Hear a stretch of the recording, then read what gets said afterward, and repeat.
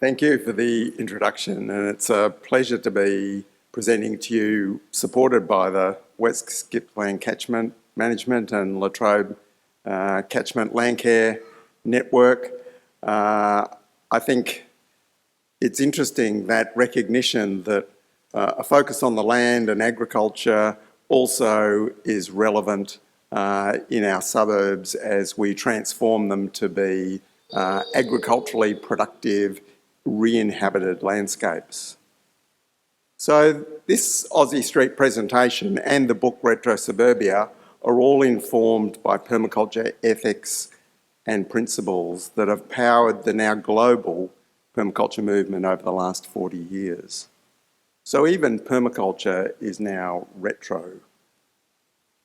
I'm not wearing the suit that was apparently worn by some character on the Neighbours TV set decades ago, which some thought was beautiful and others thought crass. Nevertheless, this presentation will involve some humour and theatre to lighten what otherwise could be dry or even difficult subject material. Before we head off to Aussie Street, let me tell you a little bit about the book. RetroSuburbia is a manual to help you and your household recognise the patterns you are already applying and lots more you could to live better life now in Australian suburbs. It's part manual and part manifesto across 3 fields of retrofitting action: the built, the biological and the behavioural. And it's informed by a big picture view of challenging futures that are already unfolding. It's been a decade in the making, drawing on creative design and adaptation that householders have already been applying across our residential heartlands and hinterlands, including country towns like Morwell and even villages like Hepburn Springs in central Victoria, where Sue and I have lived for 33 years. The first section sets the scene with the current and emerging challenges for those living in our suburban heartlands, and the potential of permaculture thinking to help us see the patterns and opportunities to survive and thrive through those challenges. A longer illustrated version of the Aussie Street story is a chapter in the book. It's also the inspiration for a picture storybook that we have in the pipeline, told from the perspective of the kids in the street. So keep your ears peeled for that later in the year. Some have called Aussie Street a permaculture soap opera, but it's also an illustration of many of the designs, behaviours and actions that are explained in the 3 fields of retrofitting action.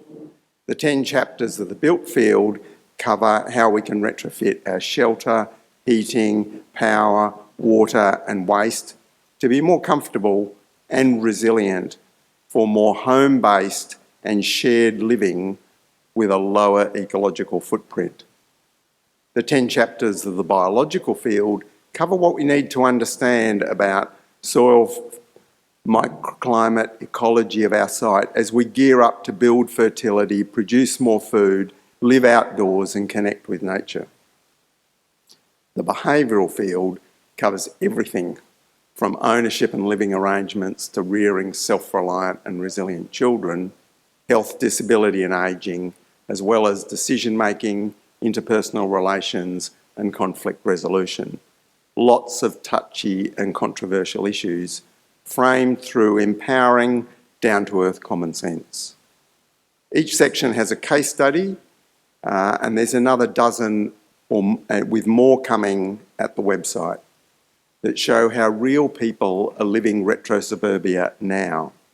Maybe you know somewhere that could add another example to the RetroSuburbia website, and so to Aussie Street. Aussie Street is a window into the shared history of recent history of ordinary Australia, with lessons for dealing with challenging futures. It's highlighted for me the power of storytelling to elicit positive change. So I hope Aussie Street will inspire you to dive deeper into the opportunities to retrofit your home, garden, household and neighbourhood. These 4 east-facing houses on quarter-acre blocks are an iconic microcosm of the golden age of growth and improvement in Australia following the difficult decades of the Great Depression and the Second World War. Aussie Street is typical of many suburban subdivisions created on the fringes of our capital cities and regional towns to house families, including many returned servicemen and women, as well as migrants. These were the places where the vast majority of the baby boom generation were raised. My experience growing up during those years in suburban Bicton in WA strongly informed Aussie Street, but its details are more modelled on Melbourne's northern and western suburbs. But many of you will recognise your own neighbourhood and residents in the story. So let's get to know the residents of Aussie Street. Fred and Hilda are a married couple with no kids at number 1. Fred's unmarried sister, Ethel, shares the house and is a volunteer secretary in the local Catholic parish.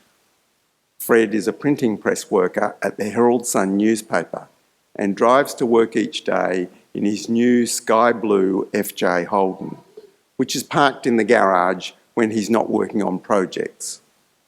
Both the car and the workshop are as clean as Hilda's kitchen. Fred also maintains a seasonal veggie garden down the back, while Hilda grows tulips out the front and tends her beloved Barnevelde chooks. She actually comes from Barneveld. They met in the aftermath of the Second World War. She was virtually a refugee, and Fred brought his young bride back to Australia. Her washing on the Hills Hoist clothesline is always spotless. Harold and Marge are a married couple with kids, Graham, Lucy and Gerald, who were all born in the local hospital. Harold is a clerk at Myer department store, and with his staff discount is the first in the street to buy a TV. The neighbours came over to sit and watch the test pattern when they first got it. Outside there are many of the same things as next door, the car and the carport, the veggie garden, the fruit trees down the back, the Hills Hoist, the ornamental front garden. But Harold's not practical like Fred, and Marge has her hands full maintaining domestic standards with 3 kids to look after. She mostly manages by sending them out to play in the yard or on the street and look after baby Gerald. Sid and Sue live at number 3 with their tribe of 5 kids, Brian and his sisters, plus a Doberman dog that is constantly digging up what little garden and lawn there is. Sid is a backyard mechanic, and Sue is the only woman in Aussie Street with a driver's licence, or at least this part of Aussie Street. Brian sleeps on the back veranda and his sisters share the bedrooms. Sue and the kids regularly visit her folks on a soldier settler farm in the sticks. To bring a bit of the farm back to town, she plants a red gum in the backyard.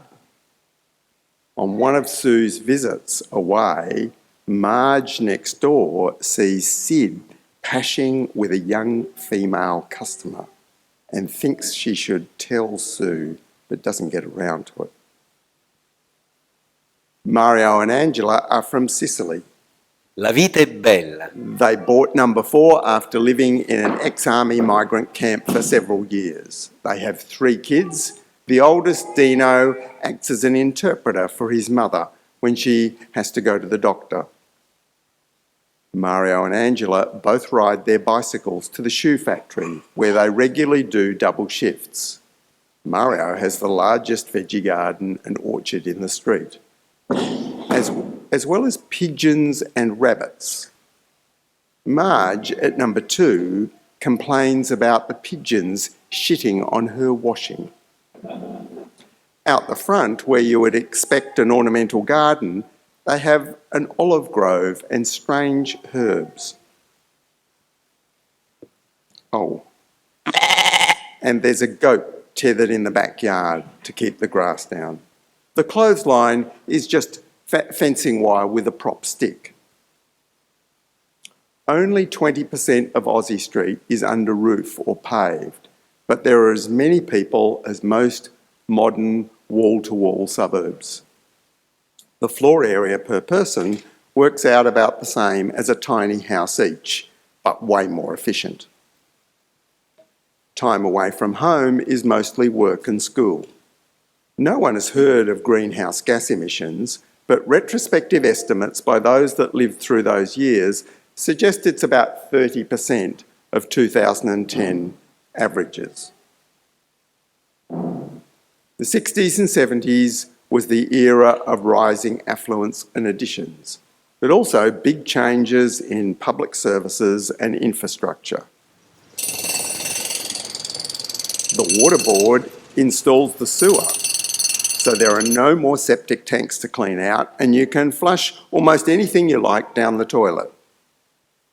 The council curb and channels the street and plants gum trees on what is now called the nature strip. At number 1, Fred has traded in the FJ on a new model Red EH, and Fred's sister has moved out after taking her vows as a nun. At number 2, they've filled in the back veranda to create a TV room and separate rooms for the kids. Oh yes, and at number 3, Sid has split with his floozy, leaving Sue, who struggles to pay the mortgage, with Brian doing some mechanical work, but without most of his father's tools. After failing to keep up the mortgage payments, Sue is forced to sell. She and the girls move to the grandparents' farm. Brian gets a job, goes to night school, and boards with friends in the next suburb. The new owners, Greg and Ruth, have 3 young children, are a bit younger themselves and more flash than Sid and Sue. The red gum is now huge, which Ruth loves, but she hates the greasy mechanics garage. They knock down the garage, build a new double garage games room, concrete the drive, and plant native shrubs and trees everywhere. Mario and Angela are coming up in the world, having bought a car, and the neighbours are surprised when they knock down the veranda and build a brick semi-outdoor kitchen and entertaining area where they make pasta, salami and wine with the rellies. The veggie garden is now abandoned, but they get the tomatoes, meat and grapes from mates up on the Murray. The neighbours on the north side dobbed Mario into the council for building without a permit. He had to get an engineer mate to certify the building and then planted a cypress hedge to screen out the neighbours. It's on the north side, but they can't see in anymore. Oh, and the olive grove has been reduced to 1. How come? Olive trees are really tough.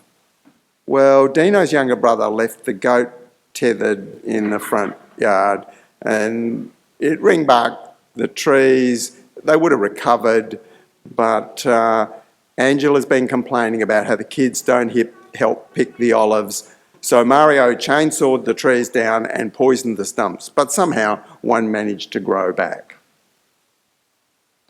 Back at number 3, Greg is spending a lot of time on his gym equipment in the games room. But after a health crisis, he starts a veggie garden in one of the few patches that still gets sun. After a couple of seasons, he gives up growing veggies because the huge red gum is sucking all the water and fertility from his garden beds. Then in a storm, the red gum splits and crushes the hill's hoist. Ruth is heartbroken at the loss of the tree, but not the hill's hoist, which they've replaced with a clothes dryer. Back at Harold and Marge's, Graham has left home. Lucy and Gerald are teenagers. And Lucy's been reading Grassroots magazine and talking to Hilda next door about chooks. With help from Fred, she builds a chook house and starts her own flock. Her parents are a bit worried that she's spending a lot of time with the chooks and not much on her studies. They're also very concerned the way she seems to prance around proudly with her nail belt and hammer on, which they don't think is very good for a young girl to be doing. Built area and paving has increased while the number of people has gone down, and people are spending more time away from home. More time at home is in front of the TV. Greenhouse gas emissions have rocketed up with growing children and greater affluence. Greg's veggie patch and Lucy's chooks are small markers of the enthusiasm for self-reliance, including permaculture, that bucked the trend for a while in the 70s. We're on into the 80s and 90s with Aging at number 1 and 2, a native forest garden at number 3, and infill development at number 4. Fred lost his job in corporate downsizing and is long-term unemployed until he can get the pension. He's drinking too much. They don't see Ethel very often because she does missionary work in New Guinea. As the 80s drifts on into the 90s, Fred has given up on the veggies but is still active in the workshop. Hilda didn't replace the chooks after they were killed in a dog attack, but is still growing tulips. Fred still mows the dry grass in summer with the Victor lawnmower he bought in 1962. Harold and Marge are empty nesters. Graham is married. Lucy moved to the country with her girlfriend. And Gerald moved out after his parents discover his dope plants growing in his sister's abandoned chook pen. They're not doing much with the place, neither is in good health, and the gum tree on the street has died. But Harold is talking about how much their place is worth and how they could move to a retirement village.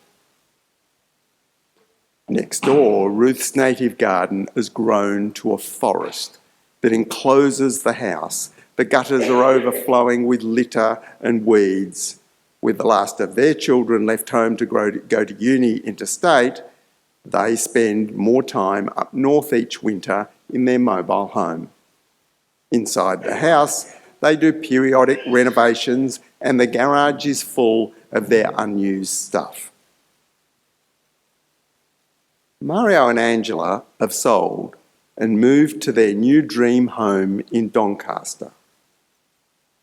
A builder-developer has bought the place to take advantage of the incentives for infill development. A 180 square metre brick veneer is whipped up and the surrounds paved with concrete. A quick reno on the old house, a drip-irrigated ornamental garden, completes the redevelopment. Oh yes, and a stormwater detention tank under the concrete driveway was a requirement from council. The builder sells to an absentee landlord who negatively gears the property against other investment income. The new tenants in the new 4B are Rebecca and Nigel, a young working couple who love their dogs. Rebecca works in a bank branch on the other side of the city, and Nigel is an insurance salesman. At the renovated 4A, Vivian is a working mother with 2 teenage kids, neither of whom have been seen by the neighbours other than getting into the car each school day. Despite the new development between the old people, the commuters and the couch potatoes, there's not much life left in Aussie Street. In terms of sustainability and resilience, these are the lost decades when consumption and economic growth were up, but community and the environment went down. Boring suburbia was becoming a self-fulfilling reality. In Aussie Street, the infill development did nothing to slow the loss of people and community interaction. The dream of the planners and the policymakers about better use of sewerage, public transport, greater environmental efficiencies remained just that, a dream, if Aussie Street is any indication.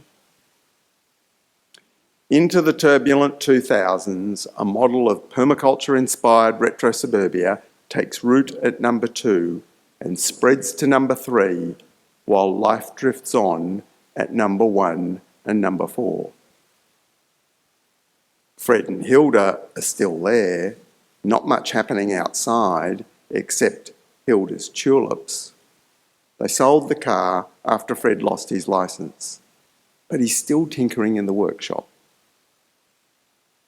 Harold and Marge have moved to a nursing home rather than the upmarket retirement village Harold had envisaged.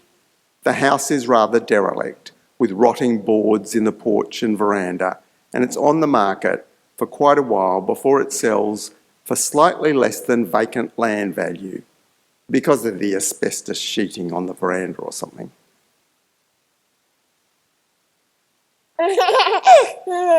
Alicia and Ollie managed to buy the place debt-free because of a small inheritance and some savings and sale of Ollie's motorbike and massive vinyl record collection. Ollie is a permie, keen to become an urban farmer. The old fruit trees surviving the drought with ripe apricots falling on the ground was the clincher for him.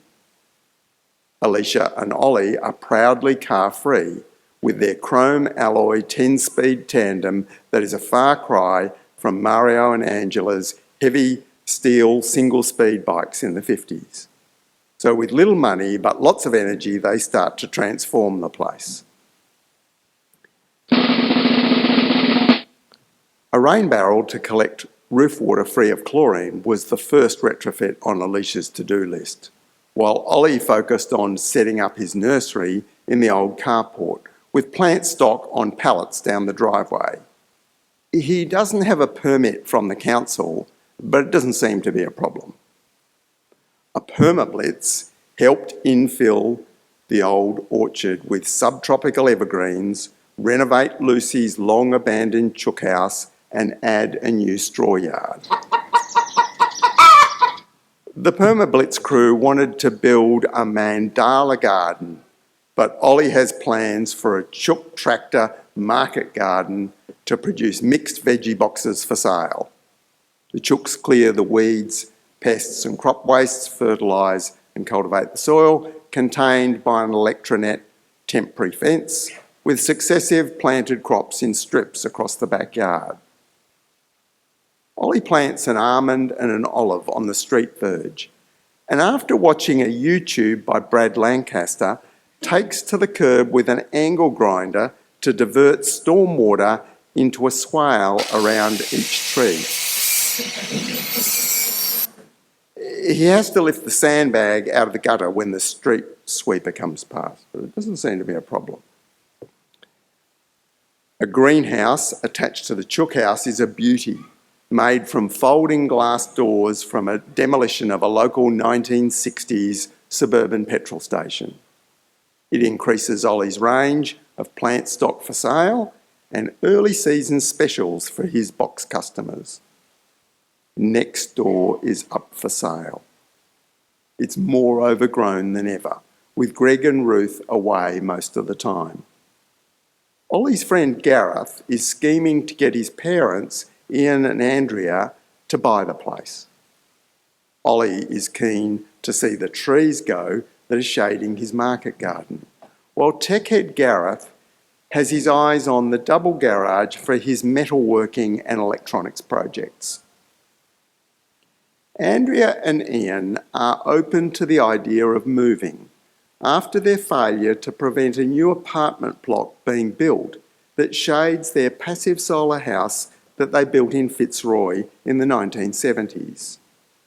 They can see the potential of number 3 for passive solar retrofit and extension if they cut down the big trees. They settle on a price with Greg and Ruth while only saying nice things about the native garden.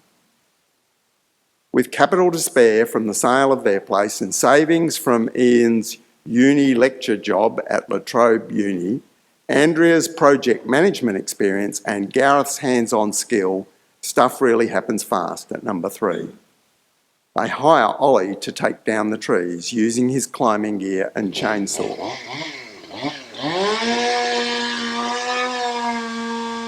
Then a portable mill is used to salvage the timber.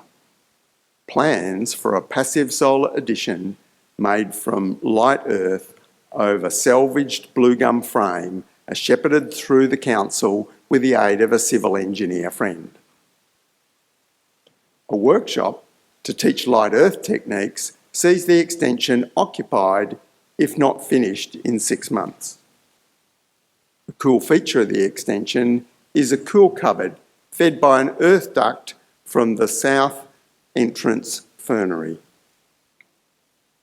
North and west pergolas are designed to shade the place from summer heat. A large grid feedback solar installation on the garage and a modest planting of native insect and bird habitat shrubs down the back, partly to assuage Andrea's feelings of guilt about the backyard clearfell. A veranda on the front, followed by a pizza building workshop and a street party organised by the young folk, is a sign of positive change in Aussie Street.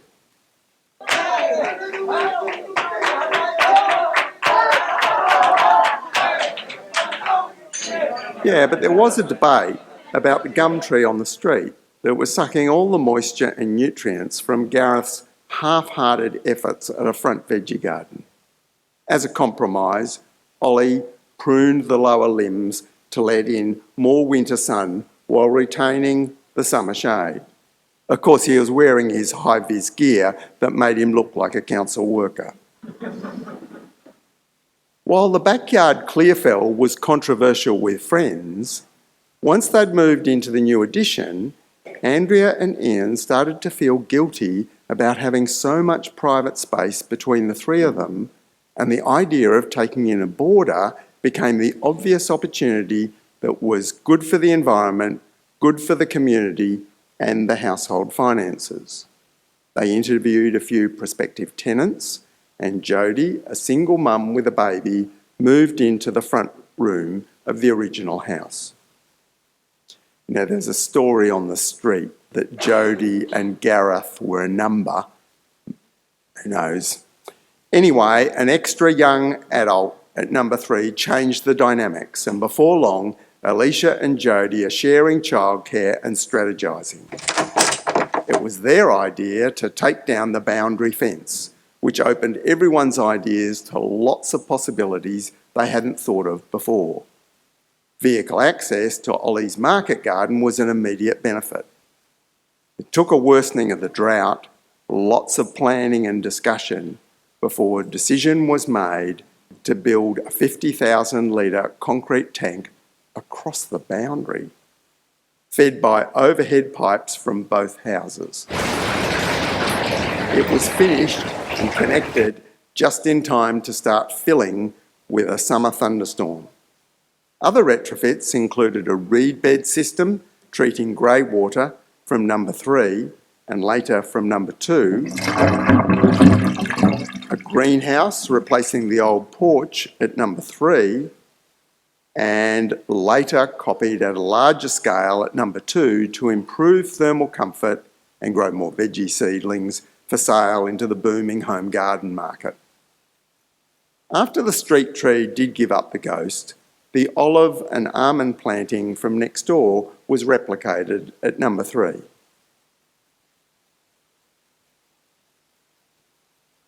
Meanwhile, over at 4A and 4B, things are rather staid. Rebecca and Nigel walk the dogs regularly, but they always have their earphones in, so casual conversations are difficult. They're often away overseas with the dogs in professional care. At 4A, there's a series of short-term tenants that the neighbours don't get to know, and the gum tree on the street is looking sick.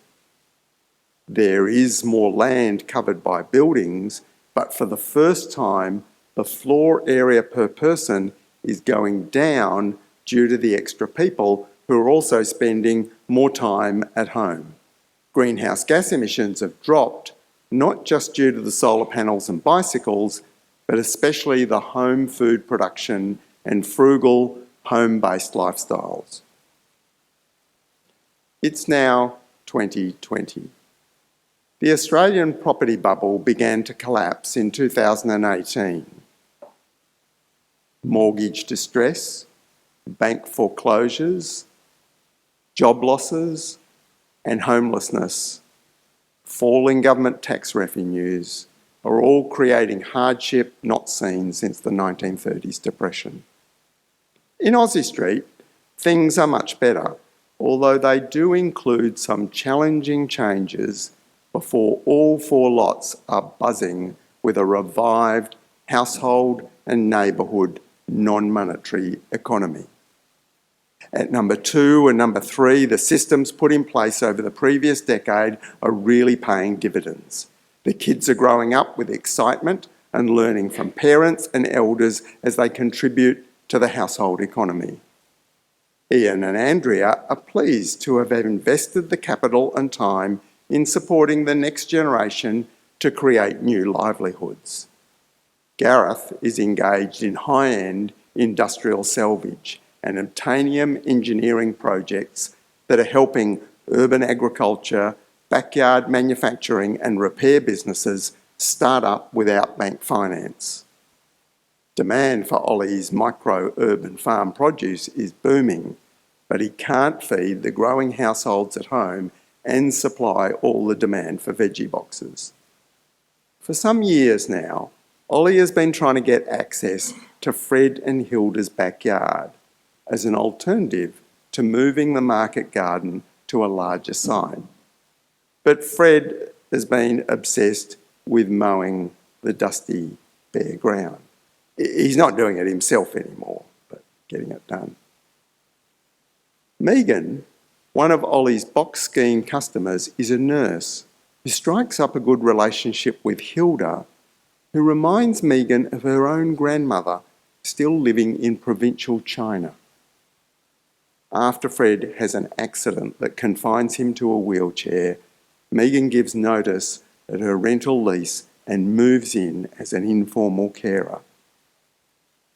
This relationship softens Fred's resistance, allowing Ollie to take over the backyard with the expanded chook tractor system. The extra growing space and a good growing season quickly triples his production. Connecting the house roof to the tank at number 2 was an easy retrofit that increased the yield of water for irrigation. A second-hand polytunnel is the next addition at number 1 that increases early and late season produce. Hilda's depression is eased by visiting the chooks in the backyard, scratching through the strips of spent crops. Megan is occupied with Fred's declining state. Homemade marijuana biscuits are keeping his pain at bay, but he is ready to go. And Hilda finds it so painful seeing him unable to move. After persistent pleading from Fred, Megan uses her medical contacts to get the necessary opiates, and Fred passes with Hilda and Megan's assistance. The funeral is a large one for someone with no surviving relatives other than his wife. Megan uses Fred's workshop to make a basic coffin from second-hand ply, with some silky oak boards left over from the logging at number 3 to add colour. Working in Fred's perfect workshop for the first time stimulates Megan to start making bee boxes. And soon there are sweet-smelling hives in the front yard that don't seem to invite thieves the way unattended chooks do these days. At 4A, Nicole has been there for 2 years when a bank foreclosure sale sign goes up out the front. After getting nowhere with the real estate agent, she exchanges notes with Rebecca at 4B, who is now a branch manager and is personally obsessed with the property market. It turns out that the new owner got the place for 60% of what Rebecca thought it would be worth. Rebecca wonders whether her own bank is covering up big losses. She and Nigel have resisted buying their own place ever since the GFC because she thought property prices were going to crash.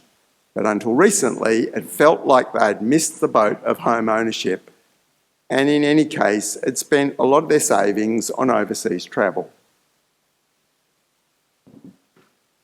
Within a year, another forced sale sign goes up, and around the same time, Nicole loses her job.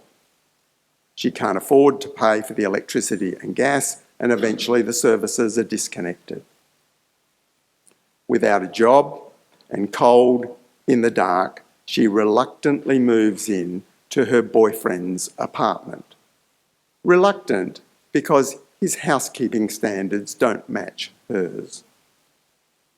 4A is now empty, and before long it gets vandalised. Nigel's insurance sales job is heading for the rocks, and Rebecca is talking about bypassing the real estate agent to make an offer to the current owner on the whole place. The day she contacts the owner to talk turkey, there's a fire. And by the time the fire brigade arrives, 4A is gutted. The Photinia hedge out the front showed its fire retardant character by not burning. But somehow the sick gum tree on the street caught on fire, and one of the gung-ho firefighters decided it needed to be cut down. The fire brings people together on the street, but during the chaos of the night, Rebecca's dogs escape and somehow kill several of Ollie's chooks, which are now worth a fortune. Ollie has to be restrained, but he's adamant that the dogs have to go because they'll do it again. For Rebecca, the dogs are her children, and after Ollie threatens to poison them, Rebecca and Nigel decide Aussie Street is not the place for them, even though it feels they were so close to owning what has been their home for decades. They decide to buy elsewhere and leave with their beloved dogs. The council contractor demolishes the shell of 4A, and before long, the blackberries and weeds that had taken over the garden have colonised the rubble field. After a few months, the neighbours notice lights on in 4B. Rather feral-looking squatters on bicycles have moved in. The newcomers seem fairly quiet, and an Aboriginal flag covers the main window. Within weeks of the squatters moving in, another forced sale sign goes up. After years of pestering by Andrea and Gareth, Ian has finally got his money out of uni super, but they're now worried that it's too dangerous to stash any more cash. And the government is planning to phase out cash, I don't know, terrorism funding or something. With Rebecca's parting words, "Take your money out of the bank," ringing in their ears, Ian and Andrea buy number 4B and the rubble field for 25% of its peak value, complete with squatters. The squatters, Lisa, Kit, Lance and Seb, claim to be a bicycle repair collective, but with a hard anarchist outlook. They change from quiet to aggro about Andrea and Ian being up themselves if they think they own the place just because they exchanged worthless currency of a morally bankrupt capitalist state created for the benefit of the 1%. In any case, all property in this country was stolen from the Kooris. Lance tells them that he's a descendant of local Aboriginal clans. They are also full of disdain for Ian's plug-in electric car as a sign of the eco-bourgeoisie. Andrea and Ian find the squatters' attitude a huge challenge to their self-image of being on the side of the downtrodden and the dispossessed. But when the squatters discover that Gareth is an ace metal worker and has a MIG welder, their attitude softens. Of more immediate interest is Ollie's backyard farming operation, as competition for their usual food supply in the skips is getting intense, even ugly. Getting an ID card for rationed access to moles or bullies is out of the question, and the farmers' markets are just too expensive. Through their connection to the young folks on the street, Lisa and Seb eventually establish a relationship with Andrea and Ian, who are still feeling a bit burnt. Gareth negotiates an in-kind rent agreement, leading to some modest retrofits. A greenhouse on the north side made of glass bricks, a water tank and a sump pump from the stormwater detention tank, and the squatters agree to keep everyone's bicycles in Aussie Street maintained and repaired and confine their stuff to the house and garage.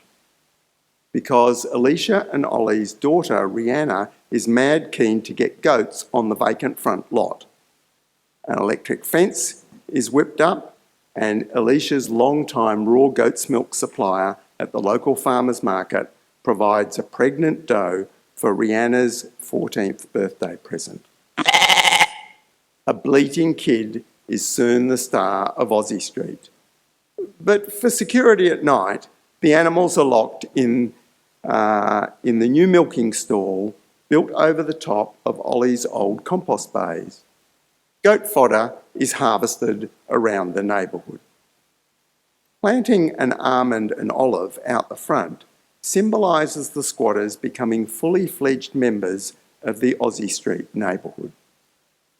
The big change next door is when Gareth's pregnant girlfriend, Nisha, moves in after she lost her job as a vet. They are planning a home birth, which would make their child a second-generation home birth baby, with Gareth born at home in the 80s.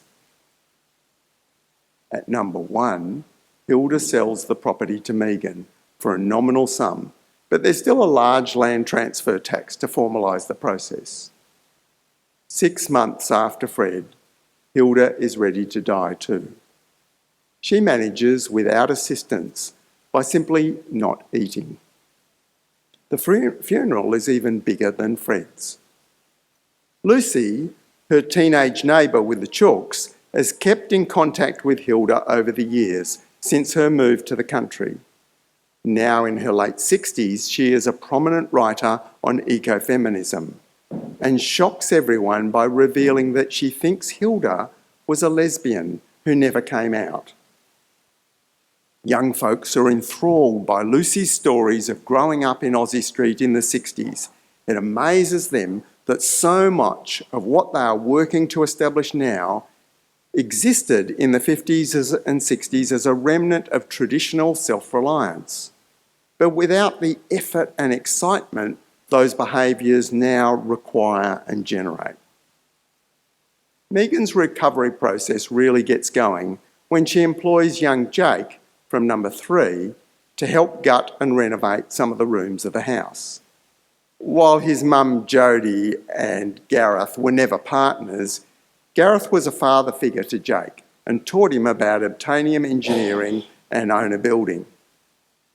Replacing the decaying porch with an Aussie Street attached greenhouse, a new front veranda, installation of a composting toilet, and a grey water system modelled on the one at number 3 are the key upgrades. Megan sets the place up as an eco-travellers share house. With the travellers' help, Megan and Ollie increase production at a great pergola along the drive to Fred's workshop, which has been retained as a working museum of 1950s self-reliance.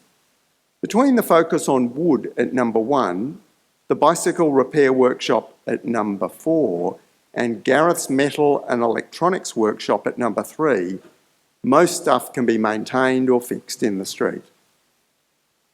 Ollie contributes the last of his tree stock to a community planting at the local creek reserve, well protected from local goats, and sets up wicking beds down the driveway to increase veggie production more. The old carport, which has been the nursery for 20 years, is enclosed in a light earth building workshop to create a rodent and thief-proof cool store powered by an autonomous system set up by Gareth and Jake. The more challenging change at number 2, especially for Ollie, is that Rihanna's boyfriend, Kai, has moved in. He's a poet and a muso. Ollie thinks Kai's a bit of a dreamer. Rihanna reminds her father of the time he took her to a talk by Nicole Foss, in which she suggested that people who could entertain might make a modest living in frugal futures. Kai's songs and guitar playing always entertains the residents of Aussie Street as they settle into doing less but enjoying life more. As Australia slides into the Great Depression of the 2020s, Aussie Street is humming. Not always sweetly, but humming. The number of people is back up to 1950s levels, but the floor area is still higher, suggesting a few more could be accommodated, or maybe more home business activity, although time away from home is already lower than in the 1950s. Some claim it's the decline in the monetary economy that's the stick forcing people to stay at home in places like Aussie Street. But the vibrant household economy around the suburbs is the carrot that's keeping people engaged.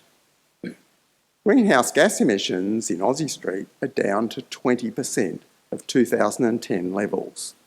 Now keep in mind that the Depression itself has led to a 50% decline across Australian society.